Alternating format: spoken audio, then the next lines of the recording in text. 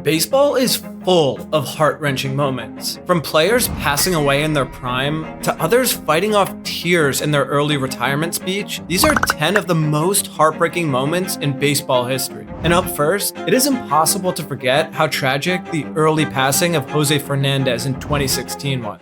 Jose Fernandez was one of the most talented up-and-coming pitchers in baseball. He won the Rookie of the Year award in 2013 at just 20 years old and looked like a future MLB star. While his 2014 and 2015 seasons included the setback of Tommy John surgery, it appeared that the 2016 season had him back on the superstar track after he gained an All-Star nod and some Cy Young votes. However, that was precisely when tragedy struck. On September 25th, 2016, only a few days after announcing he was fathering a child with his girlfriend, Jose Fernandez was tragically killed in a boating accident. In the Marlins' first game after his passing, the players all wore his number 16 as tribute. Dee Gordon, who was particularly close with Jose, even decided to pay homage to his fallen friend by hitting right-handed instead of left-handed. This should have handicapped his performance. However, Gordon amazingly crushed his first and only home run of the season in his very first righty at-bat.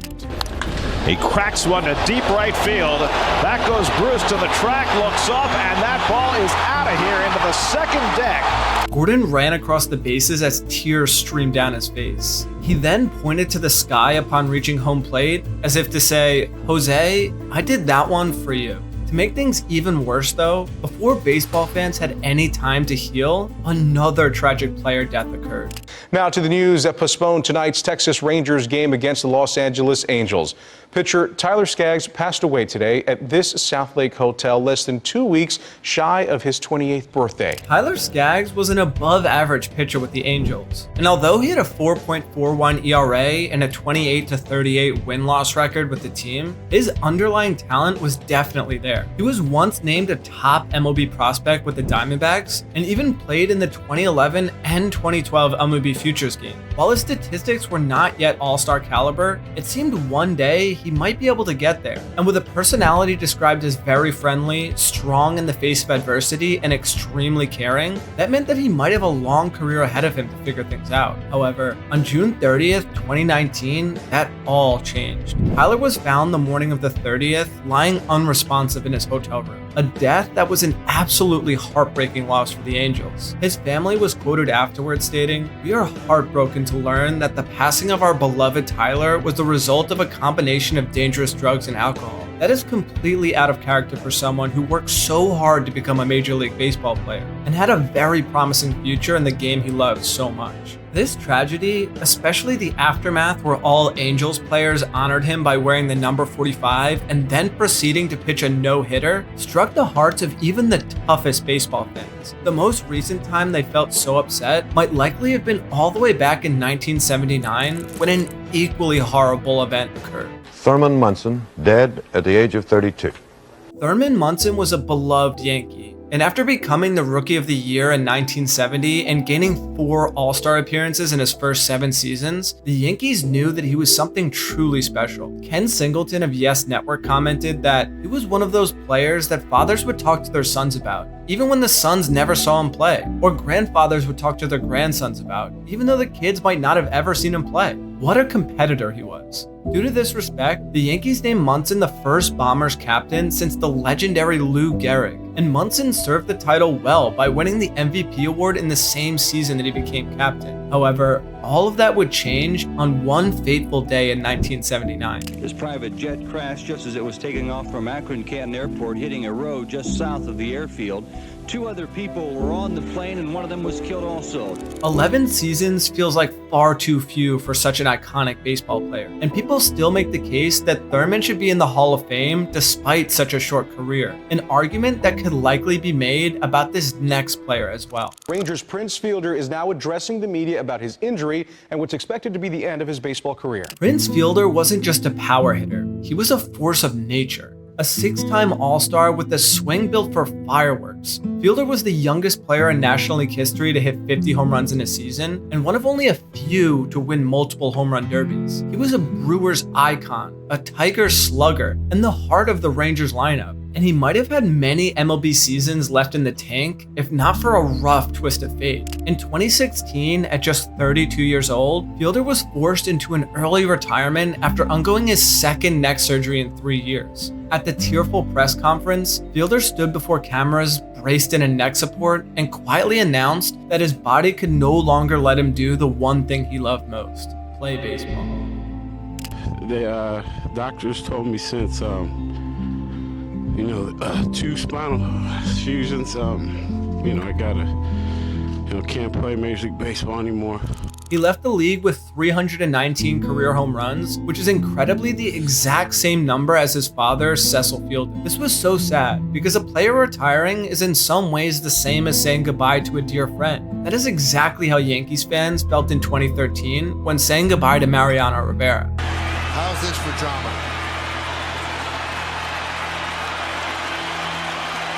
After 19 seasons of near perfection, it wasn't a blown save or a curtain call that made Mariano Rivera's final moment on the mound so gut-wrenching. It was a look on his face when Andy Pettitte and Derek Jeter came out to relieve him of his duties that really got fans going. These weren't just teammates, they were brothers. Rivera had spent 2 decades going to battle with them, racking up hundreds of victories, laughing out countless memories, and securing 5 World Series rings. That is precisely why, when they stepped onto the mound to relieve him for the game instead of Joe Girardi, he immediately broke down into tears. This was a man who had been the calmest presence in baseball for a decade, yet all it took to shake him was the idea of the Core 4 chapter coming to a close. This was a heart-wrenching end to a legendary baseball career. However, not all heartbreaking moments come at the end of a career. Sometimes they come in the middle of a player's prime, and no one knows that better than Trey Mancini, a man who left the league in 2022 to battle cancer, only to fight his way all the way back to the league and have his best season yet.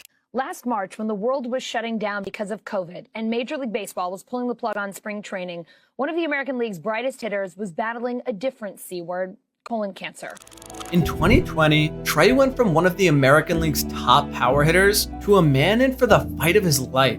At just 27 years old, Mancini was diagnosed with stage 3 colon cancer, an outcome nobody could have expected. Mancini didn't spend the 2020 season in a batting cage, but instead in a hospital chair, enduring 4.5-hour chemo sessions, allergic reactions, and pain the average person could never even imagine. There must have been moments when baseball felt like a lifetime away. But amazingly, Mancini fought like hell. And in 2021, cancer-free, he stepped back into Camden Yards to make his return. Mancini arrived to a standing ovation for the ages and managed to hit an absurd .255 with 21 homers just months after beating cancer. Not bad for a guy whose biggest opponent didn't wear a uniform. But in 2001, neither did the enemy Mike Piazza was facing. Because in 2001, Mike's enemy was the people responsible for the tragic day of 9/11. Just 10 days after the world stopped turning in September, baseball resumed in New York City, and the Mets who returned to Shea Stadium were not playing well.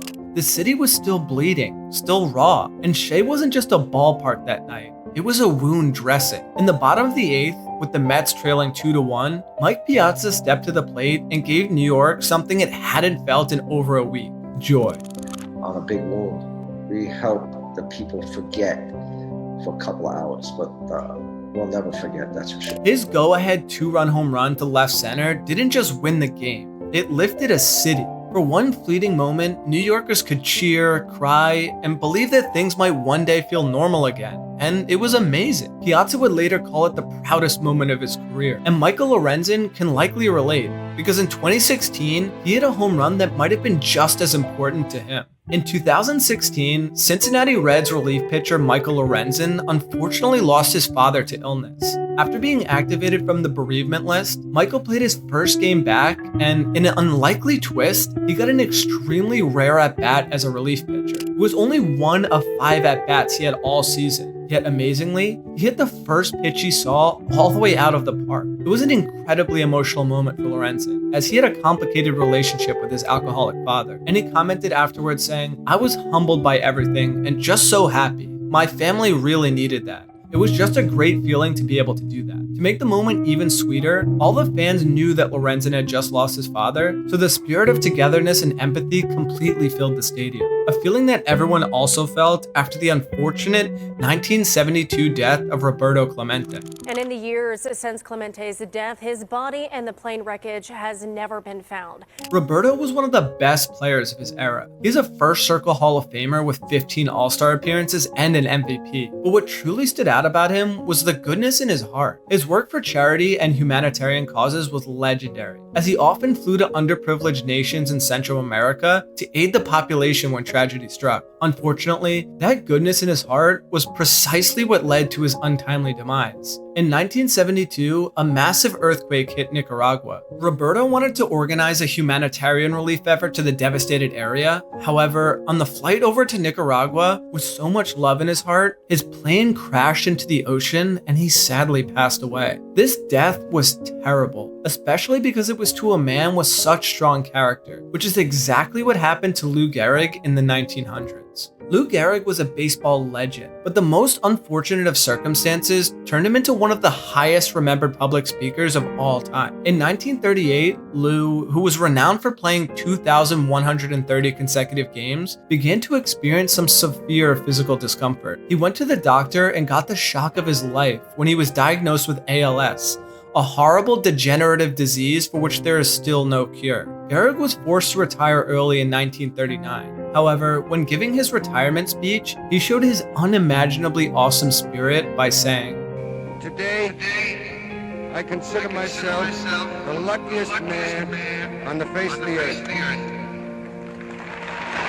Few speeches in American history are as memorable or often quoted as this one. And the disease that unfortunately took his life was named Lou Gehrig's disease in his honor. If you want to hear more stories about MLB players whose careers ended abruptly, watch this video on the 11 MLB players that disappeared far too soon.